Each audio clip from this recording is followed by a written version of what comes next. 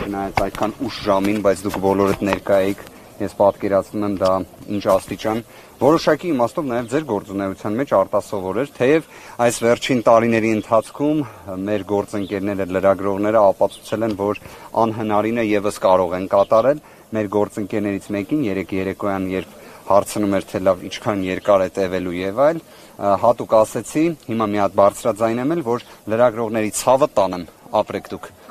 Այսքանը, հիմա լսում եմ ձեր հարցերը։ Պարոն Վարդևանյան, հենց ձեր թիկունքից սկսենք, սովորաբար Սամվել Կարապետյանին առնչվող դատական նիստերի ժամանակ տեսնում ենք այս տեսարանը ոստիկանական պատ, օբյեկտիվ եք համարում ոստիկանության այսչափ ներկայությունը, ներկայացվածությունը, որովհետև տեսնում ենք, որ դատարան եկող ճանապարհին էլ քիչ վերև ոստիկանական զորքերի մեքենաներ են եւ բազմաթիվ ոստիկաններ։ Գիտեք, որևէ տրամաբանություն դրանում չեմ տեսնում։ Եկեք մեկ օրինակ վերեմ, կարծում եմ դրանով բոլոր հարցերի պատասխանները կտրվեն։ 2025 թվականի հուլիսի 4-ին, երբ Սամվել Կարապետյանը դեռևս նույնիսկ մեկ ամիս չէր ինչ կալանավորված էր, դա կհիշեք հատուկ վերանայման բողոքը, որը ներկայացրել էին Ապոլինի կալանքի վերաբերյալ, մակագրվել էր Արմեն Դանիելյանին եւ այլ, այդ ժամանակահատվածներ 10,000-ից ավել մեր հայրենակիցներ հավաքվել էին, մասնակցում էին հանրահավաքի։ Հանրահավաքը երթով շարժվել էր դեպի ազգային անվտանգության ծառայություն։ Մարդիկ վանկարկում էին մեր ձևով եւ 10,000-ից ավել մարդկանց մասնակցությամբ հանրահավաքի ընթացքում նույնիսկ մեկ վարչական իրավախախտում տեղի չէր ունեցել։ Կարծում եմ դրանով բոլոր հարցերի պատասխանը տրված է։ Դրանով ակնհայտ է, որ նման ոստիկանական ուժերի անհրաժեշտություն իհարկե առկա չէ։ Ես ոչ թե հիպոթետիկ իրավիճակ եմ նկարագրում, ես բոլորի աչքի առջև տեղի ունեցած իրադարձությունն եմ ներկայացնում։ Նույնիսկ մեկ վարչական իրավախախտում տեղի չէր ունեցել։ Դա խոսում է, թե ընդհանրապես հավաքը խաղաղ է, թե ոչ։ Իհարկե խաղաղ է։ Ավելին, հավաքի նպատակն էլ ազնիվ է։ Բարձրաձայնվող խնդիրն էլ ակնհայտ է, որ ի վերջո վերջ տրվի քաղաքական հետապնդմանը։ Երեք մեր հայրենակիցները ինչ էին վանկարկում։ Ասում էին արդարություն են պահանջում եւ ուզում են ազատությունը վերականգնվի Սամվել Կարապետյանին։ Բնական երևույթներ, որոնք իրավական տեսանկյունից էլ անխոցելի են։ Պարոն Վարդևանյան, այսօր պաշտպանական կողմն է իր հիմնավորումները ներկայացնելու, այսինքն մեղադրական կողմը այլևս իր հիմնավորումները երեք վերջացրել է, ներկայացրել է, եւ կոնկրետ ինչ փաստ էին բերում, ինչու ինքը պետք է մնա անազատության մեջ։ Եթե շատ ամփոփ ներկայացնեմ, իսկապես լեզուս չի պտտվի օգտագործել եզրույթը, որ քննիչները ներկայացնում էին դիրքորոշում։ Իրենք չէին ներկայացնում դիրքորոշում, իրենք պարզապես թղթից կարդում էին։ Մի թղթից, որը բովանդակային իմաստով ոչ մի առնչություն չունի Սամվել Կարապետյանի հետ։ Կրկին եմ ասում, կարող էր ցանկացած այլ մի նյութ ներկայացվել։ Դա ոչ մի առնչություն չունի։ Որքանով որ կարող եմ ներկայացնել, հետեւյալն է, որ դեռևս իրենք ունեն վարութային գործողություններ, որոնք պետք է կատարեն, թե որոնք են դրանք բարձ չէ։ Չկա նշված, հասկանում եք, այսինքն ոնց է, չէ, եթե նայում ենք եվրոպական դատարանի նախադեպային որոշումների տեսանկյունից, եթե վկայակոչում ես որևէ ռիսկ, որ անձի անձնական ազատության իրավունքը շարունակական տևող կերպով սահմանափակվի, պետք է այն ունենա կոնկրետություն։ Պետք է բխի կոնկրետ հանգամանքներից եւ իհարկե գործի փաստական տվյալներից։ Դրանցից որևէ մեկը չկա։ Բայց ասում են, գիտեք ինչ, մենք 50-ից ավել քննչական խումբ ենք, բայց 60 օրն էլ բավարար չի։ Իդեպ ոչ թե 60, այլ 120 օրն էլ իրենց բավարար չի։ Ի վերջո հիշենք, չէ, որ այդ նույն խումբը սկսել էր դեռևս հունիսի 17-ից իրենց գործողությունները։ Սա մեկ, երկրորդը։ Իհարկե շատերի համար ծիծաղելի կթվա, բայց քննչական մարմինը գտնում է, որ այստեղ կա նաև թաքնվելու ռիսկ։ Թաքնվելու, ինչից թաքնվի։ Օրինակ, Սամվել Կարապետյանը ինչից պետք է թաքնվի։ Այս աբսուրդային մեղադրանքից, որը աբսուրդային է, ակնհայտ աբսուրդային է բոլորի համար։ Ինչը պետք է լինի շահագրգռվածությունը։ Եվ երկրորդը, Սամվել Կարապետյանը նույն հուլիսի 4-ին իր ուղերձում հայտարարել էր, որ ինքը քաղաքական հայտ է ներկայացնում։ Այդ պայմաններում ինչ թաքնվելու ռիսկ։ Իսկ ինչի մասին ենք խոսում։ Ո՞րն է ռիսկը, որ Սամվել Կարապետյանին իզոլացնեն նախընտրական փուլում, ո՞րն է ռիսկը, որի մասին չեն բարձրաձայնել օրինակ իրավապահները, արդարադատության ներկայացուցիչները։ Ես կարող եմ հետևյալը ասել. իրականում բոլոր հարցերը կամ դրանց պատասխանները միգուցե կամ երկուսը միաժամանակ թաքնված են Facebook սոցիալական ցանցում հունիսի 17-ի գրառումներում գործադիր իշխանության ղեկավարի կողմից։ Դրանով սկիզբ դրվեց քաղաքական հետապնդման։ Քաղաքական հետապնդումը իհարկե կարող է ունենալ տարբեր շարժառիթներ։ Դրանցից մեկը հենց իհարկե բուն քաղաքական գործընթացն է։ Դա եւս ակնհայտ է, որ տվյալ դեպքում արկա է, որովհետև այն աստիճան, այսպես ասած, անհանգստությունը, որը նկատվում է Սամվել Կարապետյանի նկատմամբ, կարծես թե ցանկացած անաչառ դիտորդ եւս կհաստատի։ Բայց դրա այլ հնարավոր շարժառիթները կարծում եմ իսկապես հնարավոր է նաև այդ հարցում ուղարկել ՀՀ կառավարություն, ստանալ պատասխան։ Հնարավոր է բացահայտեն։ Երեք պաշտպանական թիմը ձեր հայտարարություն էր տարածել դատավոր Վահե Դոլմազյանի վերաբերյալ, հետաքրքիր է արդյոք երեք Վահե Դոլմազյանը քննիչներին հարցեր ուղղել է, ինչ դիրքորոշում է ունեցել եւ նաեւ տեղեկություն տարածվեց, որ դատական նիստը հետաձգվել է Դոլմազյանի ինքնազգացողության վատթարացման պատճառով, դա արդյոք համապատասխանում է իրականությանը թե ոչ։ Երկրորդ հարցադրման վերաբերյալ թույլ տվեք մասնագիտական որոշակի մոտեցումներից ելնելով ես ձեռնպահ մնամ պատասխանելուց, ինչ վերաբերում է առաջին հարցին, նիստը, եթե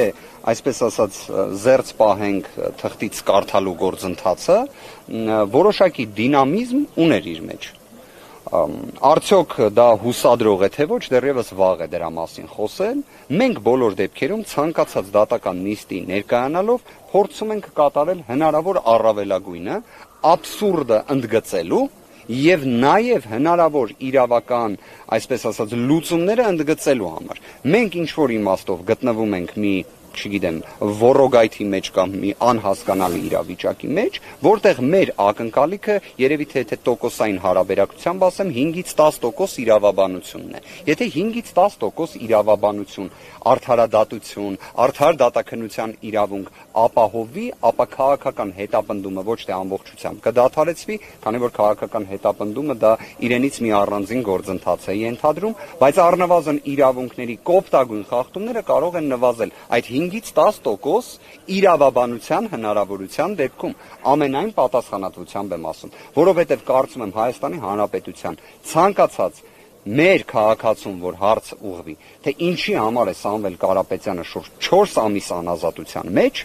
ապա բոլորի պատասխանն լինելու է, որ այստեղ իրավաբանություն առկա չէ։ Այդ հարցը ուղղել է քաղաքացիներն էլ տարբեր լրատվամիջոցներով հնարավորություն ունեցել են պատասխանելու, այո, այս առումով ճիշտ է, քաղաքացիների մեծ մասը համակարծիք է ձեզ հետ, որ քաղաքական նկատառումներով է։ Պարոն Վարդևանյան, հենց այս համատեքստում, եթե այս միջնորդության, Սամվել Կարապետյանի կալանավորման համատեքստը բացառապես քաղաքական է, արդյոք իրավական լուծումները կաշխատեն, իրավաբանությունը կաշխատի եւ օրինակ ինչքան են ձեր շանսերը այս պահին։ Եկեք հետեւյալը նշենք, մենք իրականում գտնվում ենք մի անարդար գործընթացի մեջ։ Թեև այստեղ եզրույթը, որը պետք է օգտագործվի, արդար դատաքննության իրավունքն է, բայց մենք գտնվում ենք անարդար պայմաններում։ Արդյոք, օրինակ ես կարող եմ բերել նախորդ դատական նիստը, որը տեղի ունեցավ 2025 թվականի օգոստոսի 14-ից 15 ժամանակահատվածում, ինձ համար որպես իրավաբանի դատական նիստը այնպիսի ընթացք էր ստացել, որ որևէ այլ ելք, քան ներկայացված միջնորդության մերժումներ, ես չէի տեսնում։ Իսկապես բոլոր դեպքերում արձանագրվեց, որ հիմնավոր կասկածը այդ աբսուրդային փողերի լվացման մեղադրանքի մասով չի հաստատվում, դա տեղի ունեցավ այս դատարանում, բայց դա կրկին դրսևորումն է նրա, որ մենք անարդար պայմաններում ենք գտնվում, քանի որ եթե այդ մասով հիմնավոր կասկածը չէր հաստատվում, առավել քան ողջամիտ էր, որ կալանքը վերացվեր կամ փոփոխվեր առնվազն։ Շանսերը կարող եմ հետևյալ կերպ նկարագրել։ Անարդար պրոցեսում ի վերջո միշտ թունելի վերջում լույսը երևում է։ Միշտ է այդպես։ Դա բոլոր դեպքերում իրավունքի էությունն է։ Ինչքան էլ դժվար է լինում, բայց ի վերջո գերակայում է։ Որովհետև իդեպ դարերի պատմությունն է դա ցույց տալիս։ Չի եղել մի ժամանակաշրջան, դուք կարող եք ուսումնասիրել բազմաթիվ մեծ ճանաչում ունեցող գործիչների ելույթները։ Միշտ խոսվել է քաղաքական հետապնդումների մասին, անարդարության մասին, բայց միաժամանակ ստորակետ դնելով, որ ի վերջո արդար դատաքննության իրավունքը պետք է գերակայի, որ արդարությունը պետք է գերակայի եւ իրավունքը ընդհանրապես պետք է գերակայի։ Մենք այդ տրամաբանությամբ ենք մոտենում եւ ինչքան էլ ես նույնիսկ չեմ թաքցնի, որ հնարավոր է այս անարդար գործընթացները, այս քաղաքական հետապնդումը ուղղված է նրան, որ նաեւ պարզապես մասնագիտական հանրույթի ներկայացուցիչները տվյալ դեպքում մեր պաշտպանական թիմը իսկապես հիասթափվի եւ որոշակի իմաստով նաեւ մենք մեր գործողություններում ունենանք որոշակի пассивություն։ Ճիշտ հակառակը։ Այս ամենից թե մեր միջնորդությունները, թե մեր գրությունները, թե մեր դիմումները, թե իրավունքների խախտման վերաբերյալ արձանագրումները միայն ավելանում են։ Բայց արդյոք դա է մեր շահագրգռվածությունը? Ոչ, հարգելի գործընկերներ։ Մենք իսկապես տվյալ իրավիճակում շահագրգռված ենք մեկ հանգամանքով, որ Հայաստանի Հանրապետությունում իրավունքները չեն կարող նման կերպ ոտնահարվել։ Մենք 21-րդ դարում ենք գտնվում եւ սա Հայաստանի Հանրապետությունն է, որը իսկապես պետք է լինի աշխարհի օրինակելի երկրներից մեկը, ոչ թե օրինակ տարբեր միջազգային զանգվածային լրատվության միջոցներ Հայաստանի մասին խոսեն, որ Forbes-ի ցուցակում գտնվող Հայաստանի Հանրապետության քաղաքացին 4 ամիս է ինչ գտնվում է անազատության մեջ, ամենաինտենսիվ սահմանափակման պայմաններում, իսկ թե ինչի համար ոչ մեկ գաղափար չունի։ Հիմա ի վերջո բոլորը, վստահ եմ մեր հայրենակիցներից, լսել են Սամվել Կարապետյանի հունիսի 17-ի հարցազրույցը։ Ինչ կոչի մասին է խոսքը, ժողովուրդ ջան։ Մենք իդեպ այդ հարցը նորից բարձրաձայնում ենք, լավ, որն է, մեր ձևով արտահայտությունն է, ինչն է, եկեղեցու կողքը կանգնելն է, որն է էլի այդ բանալի բառը, որ վերածվում է կոչի։ Կոչը ի վերջո հիմա օրինակ տեսեք, մենք այստեղ ունենք լիքը մեր հայրենակիցների, չէ՞։ Հիմա եթե մենք օրինակ մեր հայրենակիցներին առաջարկենք X գործողություն, այ դա նմանվում է կոչի, բայց ինքնին կոչը դեռ հանցանք չի։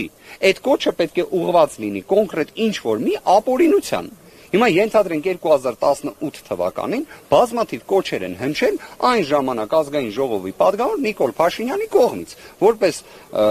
փողոցային շարժում սկսած անձի, այսպես ասած, կարգավիճակով, ինչի այդտեղ ամենը կոչ էր, այօրինակ երբ հնչում էր, որ կամ ես կլինեմ վարչապետ կամ Հայաստանի Հանրապետությունը վարչապետ չի ունենա, շատ նման է իդեպ իշխանությունը բռնությամբ զավթելու կամ սահմանադրական կարգը տապալելու կոչի,